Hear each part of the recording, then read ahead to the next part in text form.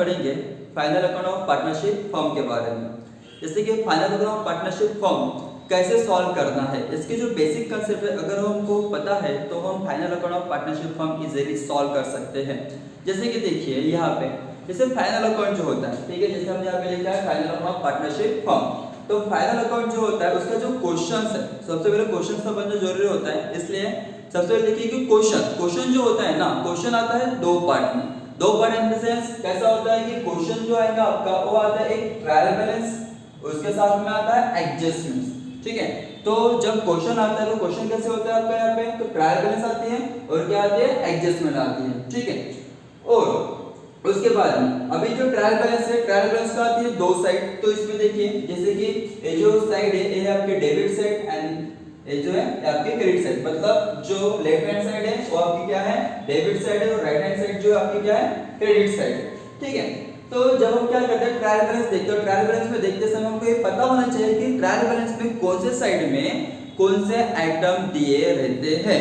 मतलब कैसा कि जैसे कि है डेबिट साइड, तो डेबिट साइड के अंदर हम जब देखते हैं तो हमें पता चलता है कि यहाँ पे रहते हैं एक्सपेंसेस और लॉसेस और रहता है यहाँ पे असेट्स।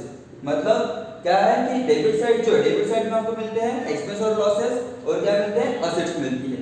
उसी तरीके से जो हमारे क्या है क्रेडिट साइड है, तो क्रेडिट साइड के अंदर में हमको यहाँ पे मिलते हैं इनकम और गेन्स और यहाँ पे लायबिलिटीज।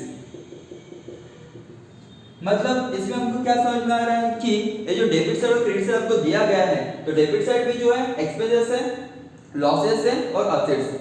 जो हमारे क्रेडिट साइड है, क्रेडिट साइड के अंदर में क्या दिया आपको, तो यहाँ पे आपको इनकम दिया है, गेन्स दिया है और क्या दिया आपको, लायबिलिटी दी है। तो इससे हमें ये पता चल गया कि ट्रायल बैलेंस के जो दो साइड है डेबिट और क्रेडिट साइड में, उसमें कौन से आइटम होते हैं, ठीक है। उसी के साथ में देखिए क्या दिया आपको, एडजस्टमेंट। तो जो एडजस्टमेंट होते हैं, तो एडजस्टमेंट के पार्टनरशिप फॉर्म में अगर हम देखेंगे तो यहाँ पे मिनिमम दो इफेक्ट होते हैं और मिनिमम मैक्सिमम यहाँ पे तीन इफेक्ट होते हैं। मतलब जब वो एडजस्टमेंट सॉल्व करता है, एडजस्टमेंट के मिनिमम 2 इफेक्ट और मैक्सिमम 3 इफेक्ट यहाँ पे होते हैं। और यहाँ पे जो ट्रायल बैलेंस है, ट्रायल बैलेंस के लिए यहाँ पे सिर्फ कितना होगा, एक इफेक्ट होगा। मतलब जो भी यहाँ पे आइटम दिया है ट्रायल बैलेंस के अंदर में, वहां पे सारे के सारे आइटम की सिर्फ एक ही एंट्री की जाए, ठीक है। तो यहाँ पे क्वेश्चन के अंदर में क्या है, ट्रायल बैलेंस दी रहती है और साथ में दिया रहता है आपको एडजस्टमेंट। अभी यहाँ पे देखिए जब हम आंसर प्रिपेयर करते हैं, तो आंसर प्रिपेयर करते समय यहाँ पे हमको आंसर में मिलते हैं trading account, profit and loss account और बैलेंस शीट, ठीक है। Trading account, profit and loss account, balance sheet. यहाँ पे बैलेंस शीट को अकाउंट नहीं बोला गया क्योंकि ये स्टेटमेंट होता है। ये क्या होता है, स्टेटमेंट होता है, जिसके अंदर में आपको यहाँ पे लायबिलिटीज मिलती है और असेट्स मिलती है। यहाँ पे आपको जो लेफ्ट हैंड साइड है इसमें आपको मिलेगी लायबिलिटी और राइट हैंड साइड में मिलेगी आपको असेट्स। तो इसलिए कैसा होता है कि जो बैलेंस शीट है, बैलेंस शीट को अकाउंट नहीं बोला जाता, बैलेंस शीट को स्टेटमेंट बोला जाता है, स्टेटमेंट ऑफ अफेयर्स बोला जाता है इसको। ये आपको साल के आखिर में आपके बिजनेस में कौन से एसेट्स एंड लायबिलिटी की जो पोजीशंस है वो पोजीशंस आपको यहाँ पे दिखाती है। उसी तरीके से यहाँ पे जो आपको क्या दिया है, ट्रेडिंग अकाउंट दिया है, प्रॉफिट एंड लॉस अकाउंट दिया है। तो ट्रेडिंग अकाउंट और profit and loss account, trading account में लेफ्ट साइड मतलब आपके डेबिट साइड और यहाँ पे राइट साइड मतलब आपके क्रेडिट साइड, ठीक है। यहाँ पे वो ऐसा है डेबिट साइड और क्रेडिट साइड, ठीक है। तो इसमें देखिए जैसे trading account, profit and loss account, तो डेबिट साइड जो होती है, डेबिट साइड के अंदर में आपको यहाँ पे सिर्फ एक्सपेंसेस के आइटम दिए रहते हैं और जो क्रेडिट साइड होती है यहाँ पे आपको इनकम के आइटम दिए रहते हैं। उसी तरीके से जो प्रॉफिट एंड लॉस अकाउंट है, प्रॉफिट एंड लॉस अकाउंट में भी यहाँ पे आपको क्या दिया है, तो डेबिट साइड में सारे एक्सपेंसेस के आइटम और जो क्रेडिट है, क्रेडिट के अंदर में आपको इनकम के आइटम दिए रहते हैं, ठीक है। तो फिर यहाँ पर कितना तो क्लियर हो गया कि जो ट्रेडिंग अकाउंट है, प्रॉफिट एंड लॉस अकाउंट है कि अकाउंट की जो डेबिट साइड है, डेबिट में क्या दिया आपको, एक्सपेंस दिए हैं और जो क्रेडिट साइड है उसमें दिया आपको इनकम। उसी तरीके से यहाँ पे भी एक्सपेंसेस और यहाँ पे इनकम।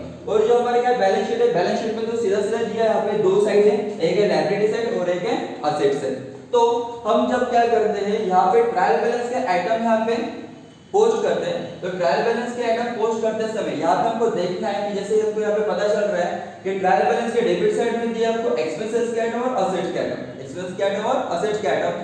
तो फिर एक्सपेंसेस जो है वो कहाँ पे जाएगा, एक्सपेंसेस में, एक्सपेंसेस कहाँ पे जाएगा, एक्सपेंसेस में, और असेट कहाँ पे जाएंगे, असेट्स में, असेट कहाँ पे जाएंगे, असेट्स में। इसका मतलब क्या होता है, इसका मतलब सीधा सीधा है कि हमको ये समझ रहा है कि यहाँ पे जो भी आपको डेबिट साइड में एक्सपेंसेस दिए वो कहाँ पे जाने वाले हैं, तो ट्रेडिंग अकाउंट के डेबिट साइड में, प्रॉफिट एंड लॉस अकाउंट के डेबिट साइड में, एंड ऑसेट तो सीधा कहाँ पे जाएंगे, ऑसेट में जाएंगे, ऑसेट तो कहाँ पे जाएंगे, सीधा ऑसेट में जाएंगे। उसी तरीके से ठीक है, उसी तरीके से ये जो हमारी क्या है क्रेडिट साइड है, क्रेडिट में क्या दिया आपको, इनकम और गेन्स दिए, तो जो भी इनकम और गेन्स है वो कहाँ पे जाएगा, ट्रेडिंग अकाउंट के क्रेडिट साइड में, प्रॉफिट एंड लॉस अकाउंट के क्रेडिट साइड में, और जो लायबिलिटी है वो जाएंगी आपके लायबिलिटीज में। मतलब यहाँ पे सरल समझ में आता है कि यहाँ पे जो क्रेडिट साइड है, क्रेडिट में आपको इनकम और गेन्स दिए हैं, लायबिलिटी दी है, बराबर।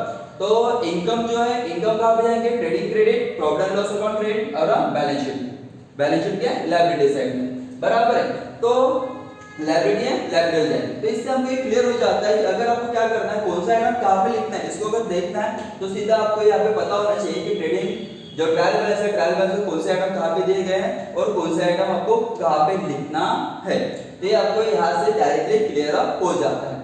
अभी यहाँ पे जैसे कि कुछ चीजें होती है, कुछ चीजें मतलब कैसा, कुछ आइटम ऐसे होते हैं कि जो कैसा है कि जहाँ पे जाना है वहाँ पे नहीं जाते तो दूसरी जगह जाते हैं। दैट मीन कैसा, कुछ ऐसे जो डेबिट के आइटम है, जो डेबिट में ना जाते हुए कहाँ पे जाएंगे, तो क्रेडिट में चले जाएंगे। कोई आइटम ऐसे है कि जो क्रेडिट में ना जाते हुए कहाँ पे जाएंगे, तो डेबिट में चले जाएंगे। फॉर एग्जांपल जैसे क्या है, परचेज रिटर्न, सेल्स रिटर्न। जैसे हम देखिए परचेज जो होता है आपको हमेशा ट्रायल बैलेंस के डेबिट में दिया रहता है, लेकिन परचेज का रिटर्न जो होता है आपको क्रेडिट में दिया रहता है, ठीक है। तो परचेज की एंट्री हम कहाँ पे करते हैं, ट्रेडिंग अकाउंट के डेबिट साइड में करते हैं। कहाँ पे करते हैं, ट्रेडिंग अकाउंट डेबिट साइड में। लेकिन जो परचेज रिटर्न है वो क्रेडिट में, तो क्रेडिट में जाना चाहिए, लेकिन क्रेडिट में ना लिखते हो हम कहाँ पे लिखते हैं उसको, तो डेबिट में लिखते हैं। कहाँ पे लिखते हैं हम, डेबिट में। लेकिन जब परचेज,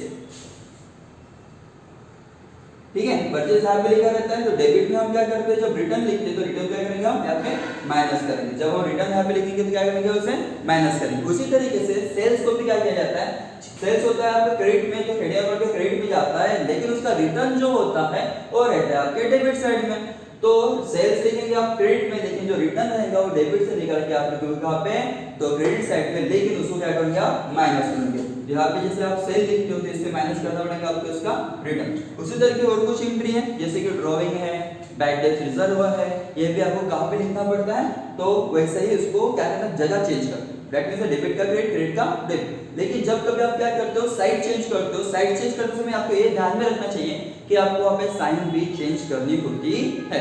तो साइन चेंज मतलब प्लस का माइनस और माइनस का क्या होता है, यहाँ पे प्लस होता है। उसी तरीके से ठीक है, जैसे कि क्या होता है, हम हमेशा थोड़ा सा कंफ्यूजन में रहते हैं कि जो प्रॉफिट एंड लॉस अकाउंट होता है, प्रॉफिट एंड लॉस अकाउंट के अंदर में आपको कुछ आइटम मिलते हैं। कौन से आइटम मिलते हैं, जैसे कि आपको मिलता है यहाँ पे बैड डेट्स, और मिलता है आपको बैड डेट्स, फिर रहता है यहाँ पे बैड डेट्स रिजर्व और बैड डेट्स रिजर्व।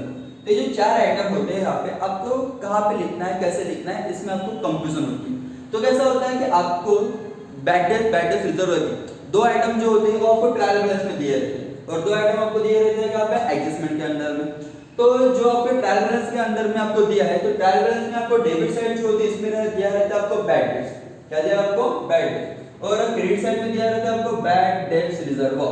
क्या है, बैड डेट्स रिजर्व। लिखना कहाँ है, लिखना कैसा है, तो डेबिट का आइटम है यहाँ पे, ठीक है, यहाँ पे क्रेडिट का आइटम है, ठीक है ना।